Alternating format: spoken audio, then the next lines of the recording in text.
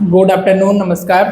आज के लेक्चर में हम समझने वाले हैं, हमारा चैप्टर ऑलरेडी चल रहा है आपका अल्टर्ड इम्यून रिस्पॉन्स। इसके अंदर हम देखने वाले हैं आपके इम्यून रिस्पॉन्स में कौन कौन सी चीज़ें इंक्लूड होती है, जैसे कि हो गया आपका थाइमस ग्लैंड हो गया, स्प्लीन हो गया आपका, है ना, लिम्फोइड टिश्यू हो गया, लिम्फ नोड हो गया, वो सारी चीज़ें इसके अंदर आ जाती है, राइट।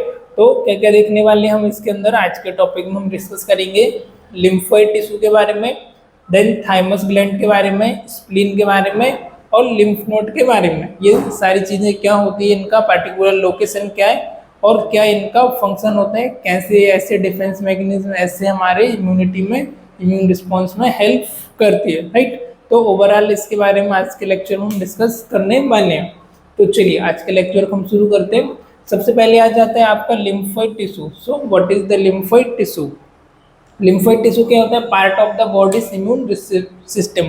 आपकी जो बॉडी का एक इम्यून सिस्टम है, इम्यूनिटी का ही एक पार्ट होता है आपका क्या, लिम्फोइड टिश्यू, राइट। जैसे कि टिश्यू के हमने अलग अलग टाइप देखे थे, अलग अलग हमने ऑलरेडी डिस्कस कर चुके हैं, है ना, फर्स्ट ईयर के आपके सब्जेक्ट में।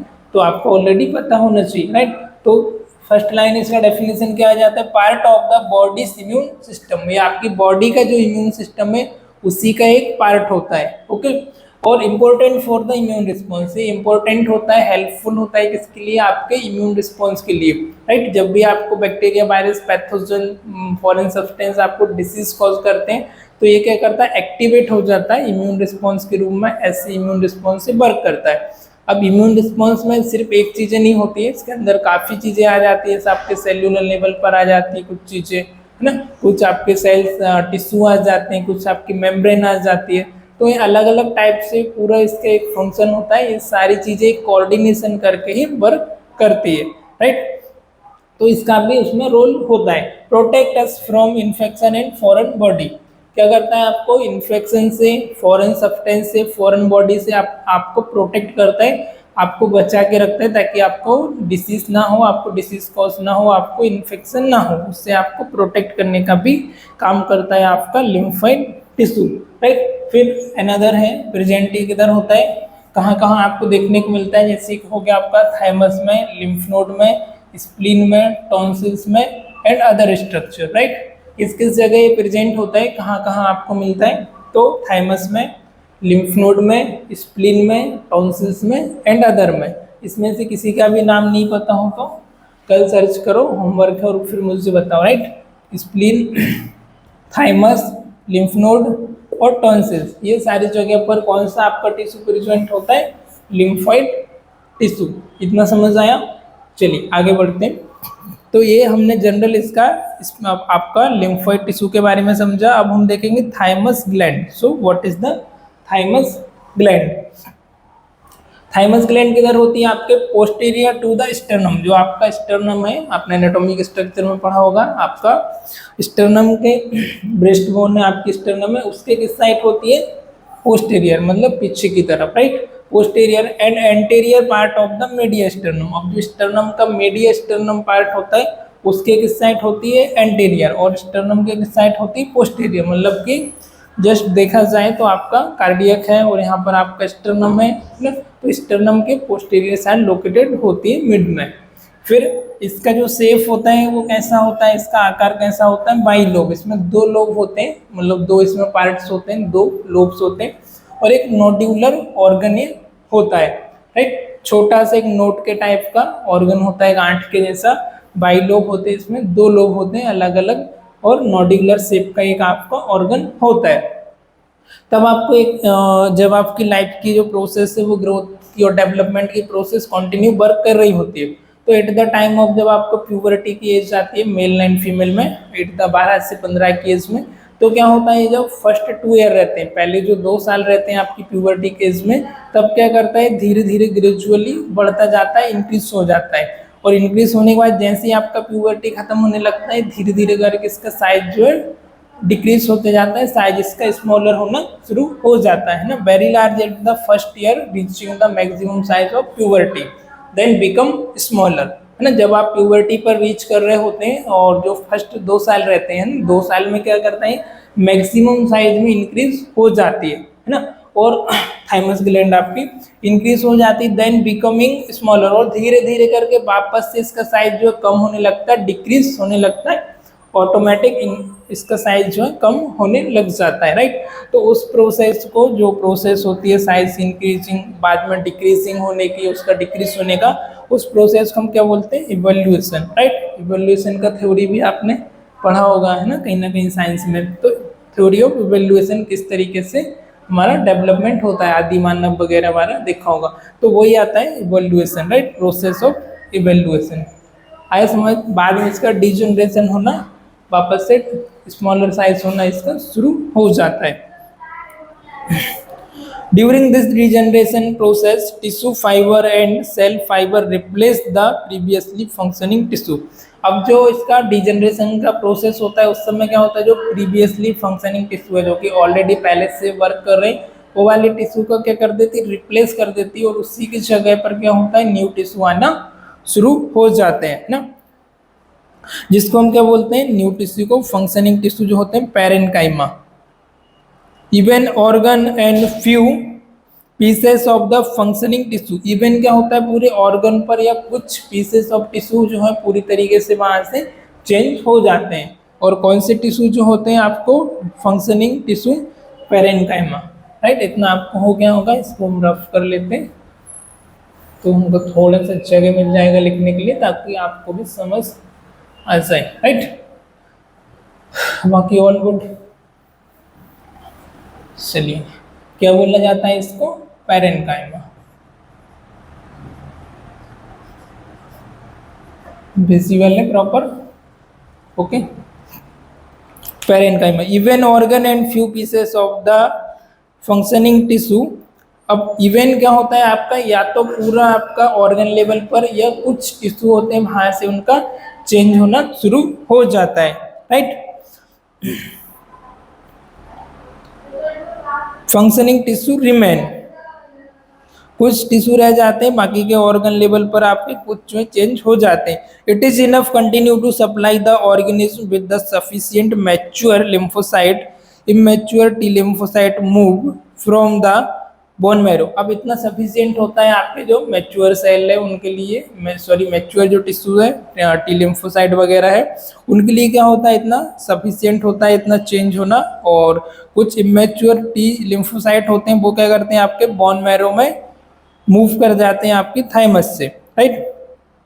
Bone marrow into the, bone marrow से आपके थाइमस में मूव करते हैं, where they become the in immuno component T cell, right. अब ये क्या करते हैं, बोन मैरो से आपकी फर्दर मूव कर जाते हैं आपकी थाइमस तक, थाइमस में आने के बाद ये क्या बन जाते हैं, वापस से इम्यूनो कंपोनेंट टी सेल ना। कौन से cell, immuno component T cell.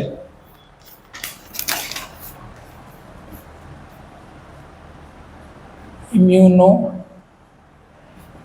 Component T cell, right.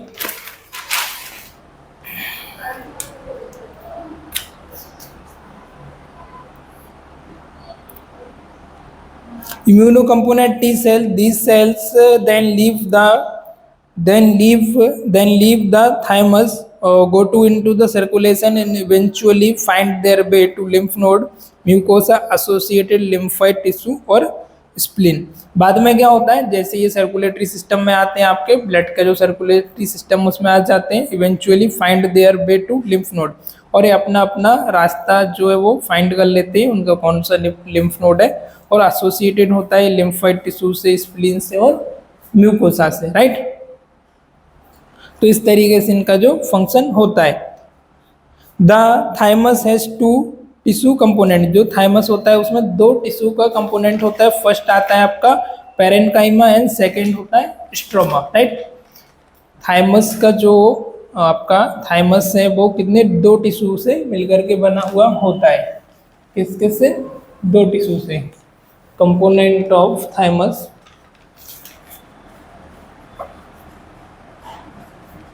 Component two tissue है ना।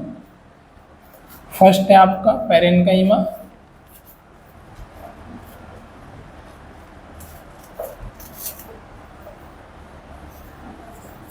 एंड सेकंड है आपका स्ट्रोमा, कौन सा? Stroma, right.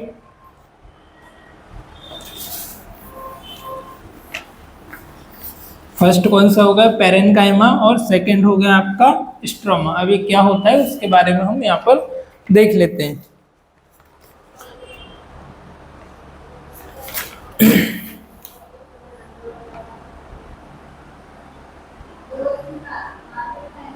Parenchyma is composed of the mostly lymphocyte in various stages of development into mature T cell, whereas the stroma is composed of the specific thymus epithelium cell.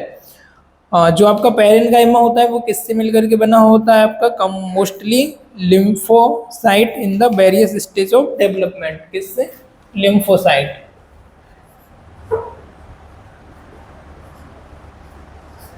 lymphocyte in different stage of development, different stage of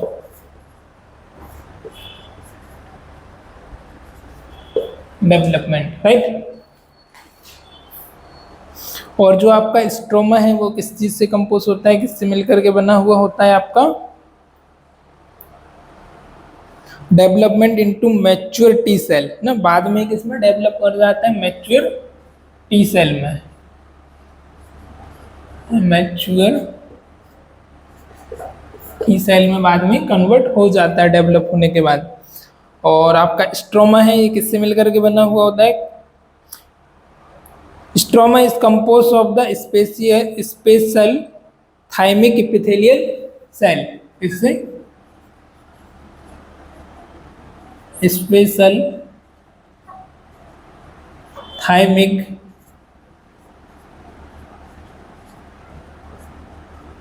epithelial cell. आई बात समझ इतना, right.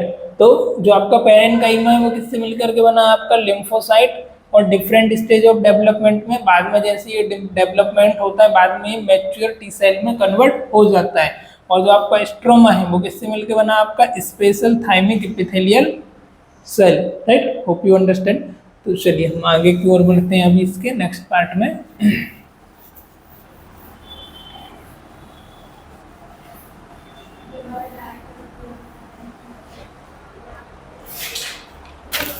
अब इसका function क्या होता है, right.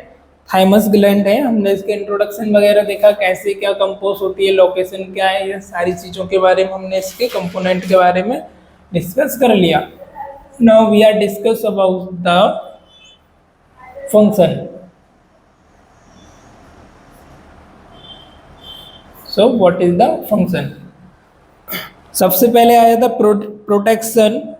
Production of the immuno component T lymphocyte.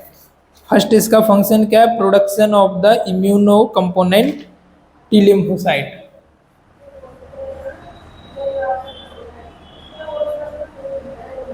Production of immuno component of T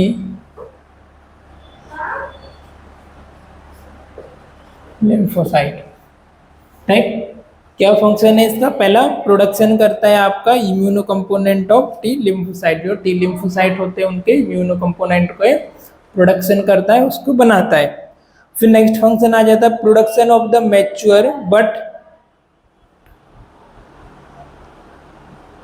native T cell for the peripheral tissue and circulation. क्या करता है? Production of the mature but native T cell, peripheral tissue and circulation. Peripheral और circulation के लिए ये किसका production करता है? मैच्योर टी सेल का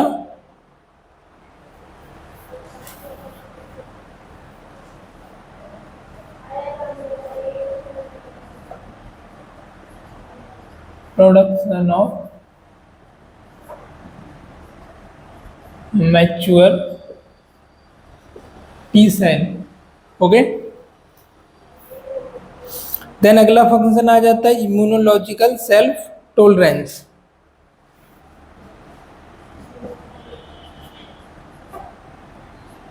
इम्यूनोलॉजिकल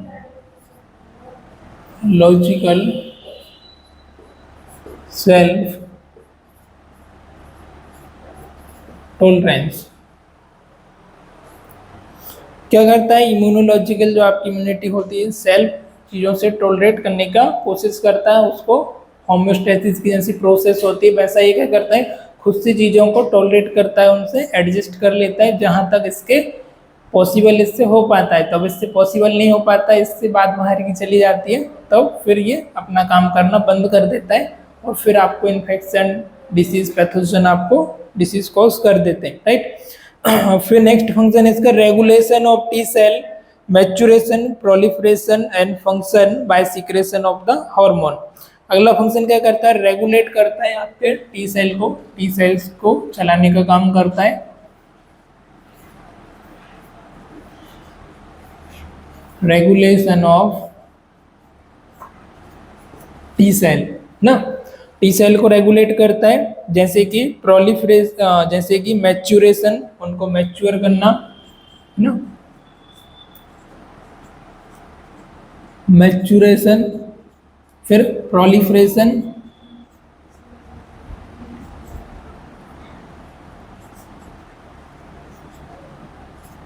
मैच्योर करना, ग्रोथ एंड डेवलपमेंट करना, मल्टीप्लिकेशन करना ना, proliferation by secretion of hormone, किसके द्वारा करता है, बाय सीक्रेशन ऑफ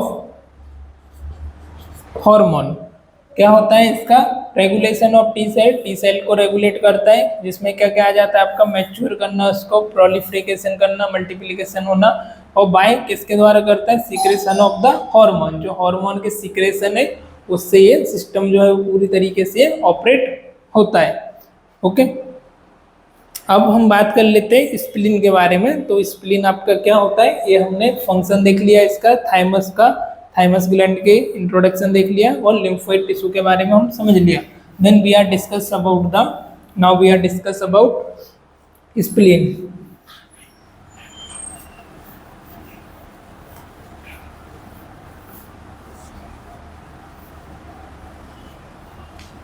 राइट,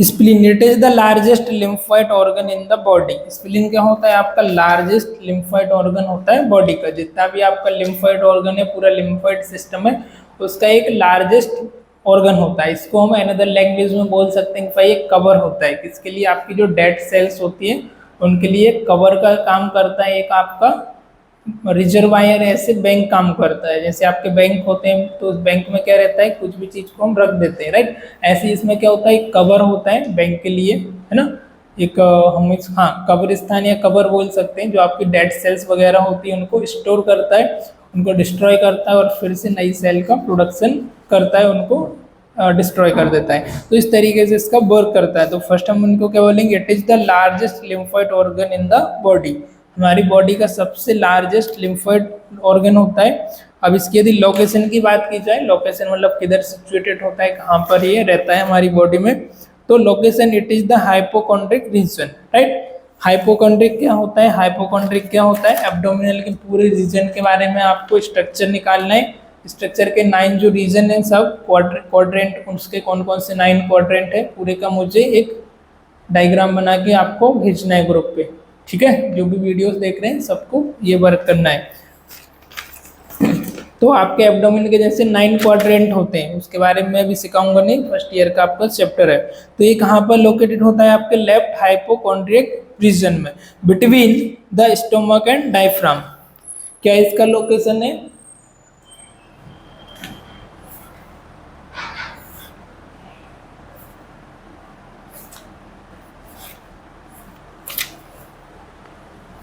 हंसेगा नहीं कोई, हाँ, स्ट्रक्चर बनाना आसान नहीं चल रहा, हाँ, ये आपका जस्ट ह्यूमन है ना, और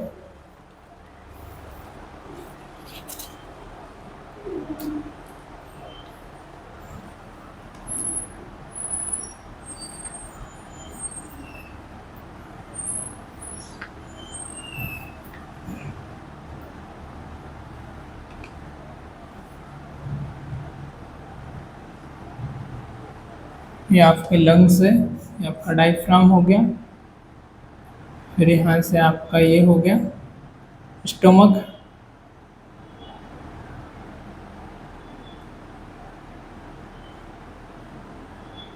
ये क्या होगा स्टोमक, और इसी के साइड में यहाँ पर छोटा सा होता है आपका स्प्लीन। तो इसका एनाटॉमिकल लोकेशन इन्होंने क्या बताया, between the sorry left hypochondriac region, left आपके हाइपोकॉन्ड्रिक जो रीजन है एनाटॉमिकली वहां पर ही लोकेटेड होता है, between the stomach and diaphragm, है ना, आपका जो स्टोमक है और डायफ्राम है उसके बीच में लोकेटेड होता है। ये आपका हो गया डायफ्राम, और ये मान के चलते हो गया आपका स्टोमक। अब इसके बीच में यहाँ एक छोटा सा आपका स्प्लीन लोकेटेड होता है, राइट। ठीक है, कहाँ पर, लेफ्ट हाइपोकॉन्ड्रिक रीजन और between the stomach and diaphragm, diaphragm और आपके स्टोमक के बीच में। स्प्लीन फिल्टर द ब्लड, इसका क्या काम होता है, ब्लड को फिल्टर करने का, आपके जो डेड सेल्स वगैरह है उनको अलग करने का, उनको डिस्ट्रॉय करने का, फेगोसाइटोसिस का प्रोसेस इटसेल्फ इसमें पाया जाता है। तो ये सेल भी फेगोसाइटोसिस का काम करते रहता है, उनको निगलता रहता है, इनगल्फ करते रहता है डेड सेल्स को जो इसकी पास आ जाते हैं, राइट। तो ऐसे कवर, ऐसे हम इसको डेड सेल्स का बैंक भी बोल सकते हैं। इसका इंपॉर्टेंट रोल होता है आपके इम्यून रिस्पॉन्स में भी, राइट।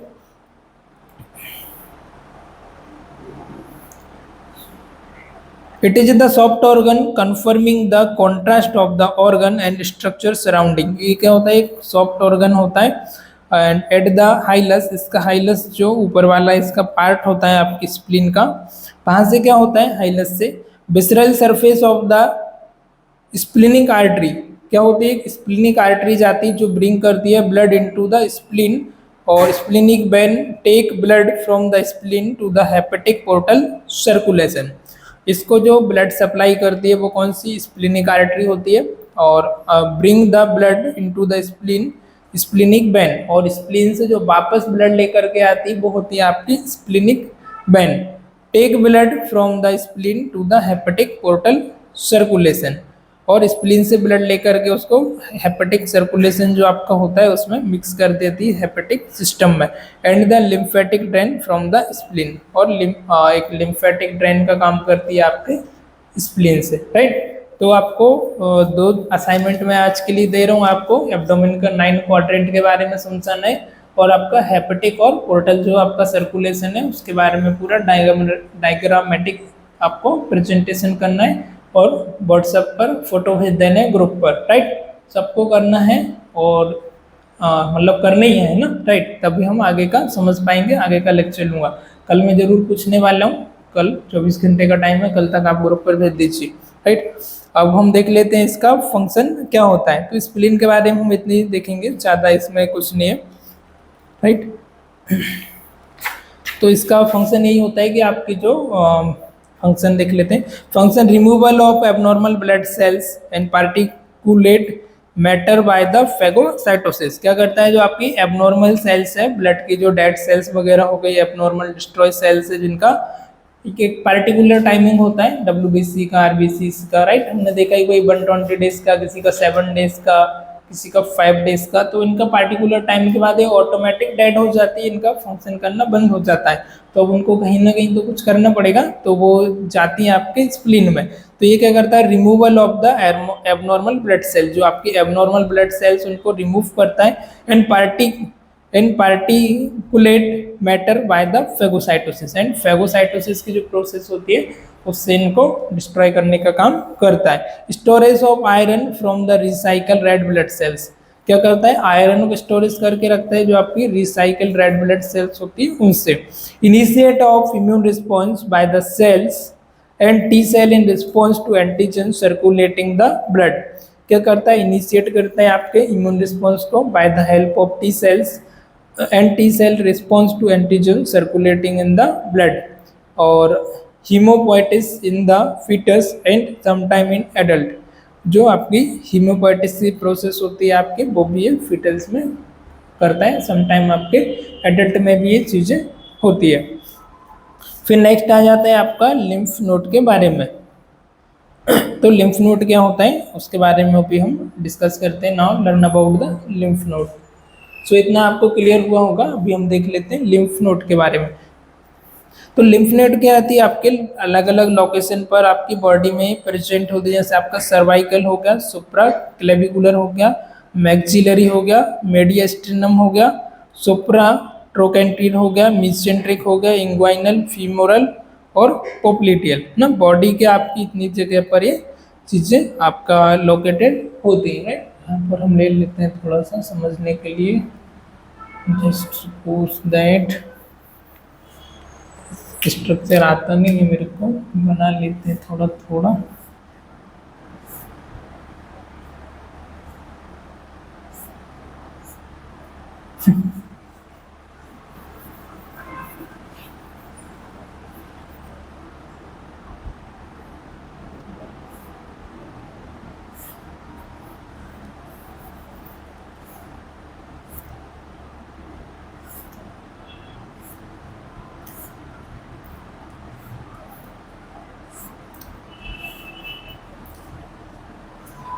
तो ये हमारी एक ह्यूमन बॉडी है, इसमें हम देख लेते हैं किधर किधर होता है। तो ऊपर से शुरुआत कर लेते हैं। पहले होती है सर्वाइकल में, जो आपकी नेक की रीजन है सर्वाइकल। सर्वाइकल पे होती है। देन होती है सुप्रा क्लेविकुलर। अब यहाँ से आपकी जो क्लेविकल बोन होती है इधर के सुप्रा, मतलब सुप्रा इसके सुपीरियर में, सुप्रा क्लेविकुलर। उसके बाद फिर नेक्स्ट आ जाती है एक्सिलरी। एक्सिलरी जो आपकी आर्मपिट है इधर ना, इसको क्या बोलते हैं, एक्सिलरी लिम्फ नोड, है ना। उसके बाद आती है आपकी मीडिया स्टर्नम। जो आपका स्टर्नम होता है उसके मिड में, जो अभी हम देख रहे थे मीडिया स्टर्नम।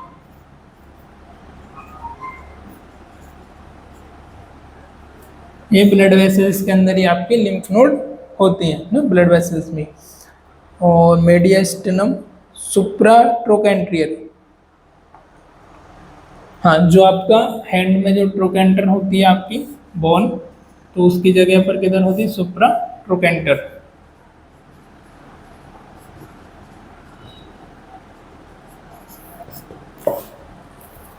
सुप्रा ट्रोकेंटर। देन आ जाता है आपका मिजेंट्रिक, इंग्वाइनल और फीमोरल। मिजेंट्रिक, इंग्वाइनल और फीमोरल। मिजेंट्रिक यहाँ पर होती है इंग्वाइनल, देन फीमर में होती है आपकी फीमोरल। Femoral, right. फिर आ जाती है पॉप्लिटियल। पॉप्लिटियल जो आपकी घुटने में पॉप्लिटियल आर्टरी होती है वहाँ पर, पॉप्लिटियल। तो कितना हो गया, 1 2 3 4 5 6 7 8 9 रीजन पर, 9 लोकेशन पर अलग अलग हमने यहाँ पर देखा कि इतनी जगह पर आपकी लिम्फ नोड पाई जाती हैं। लिम्फ नोड आपकी बॉडी में लोकेटेड होती हैं, है ना।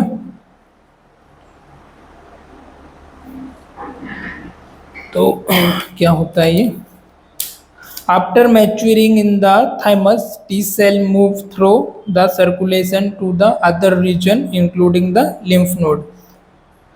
ये मैच्योरेशन होने के बाद थाइमस में जैसे ही मैच्योर हो जाती है इनके टी सेल्स और मूव करते हैं आपके सर्कुलेटरी सिस्टम में, इंक्लूड आपकी लिम्फ नोड ना, अलग अलग जगह पे बॉडी के का क्या कर जाते हैं, मूव कर जाते हैं। After maturing in the thymus, thymus में क्या होती है, मैच्योर होती है। और जैसे ही मैच्योर होते हैं इनके टी सेल से बॉडी के अलग अलग जगह पर, अलग अलग पार्ट्स पर, लोकेशन पर ये मूव करना शुरू कर देते हैं ना। Lymph node are the smaller lamina bean shape organ. एक क्या होती है, स्मॉलर लेमिना है, एक बीन। बीन का आपका शेप आता है किडनी का, है ना। बीन का जो हम भाजी खाते हैं, उसका सब्जी बना के खाते हैं, तो इस तरीके से बीन शेप की होती है ना।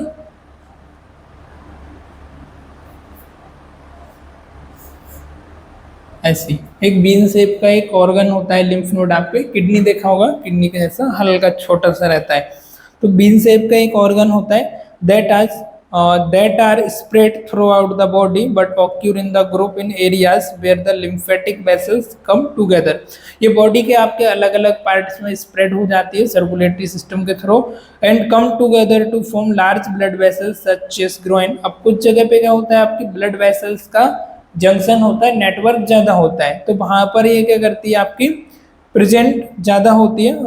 कम टुगेदर, एक minute, throughout the body occur group in the areas where the lymphatic vessels come together to form large blood vessels such as, जहाँ पर आपकी जो लिम्फेटिक ब्लड वेसल्स है उनका नेटवर्क ज़्यादा होता है, उनका ब्रांच ज़्यादा होता है, वहाँ पर ज़्यादा होती है। जैसे हो गया आपका एक्सिला, नेक और ग्रोन, है ना, एक्सिला पे, नेक पर, और आपकी जो ग्रोन है वहाँ पर प्रेजेंट होती है और मैक्सिमम। उसके बाद आ जाता है आपका lymph node are the also part of lymphatic system. Lymph node भी आपके एक लिम्फेटिक सिस्टम का ही पार्ट होती हैं। Include lymphatic vessels in lymphoid tissue and lymphoid organ. क्या क्या इसमें इंक्लूड होता है, लिम्फेटिक वेसल, लिम्फेटिक टिश्यू और लिम्फोइड ऑर्गन।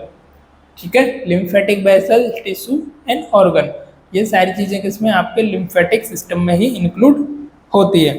फिर lymph node are the surrounded by the fibrous connective tissue capsule that enter the organ as tubercle that define the cortex medulla। ये क्या, इनके सराउंडिंग में क्या होता है, फाइब्रस कनेक्टिव टिश्यू से सराउंडेड होती है। अब देख लेते हैं भाई इनका फंक्शन क्या होता है हमारी लिम्फ नोड का। Filter debris and micro organism by the phagocytosis by fix macrophages.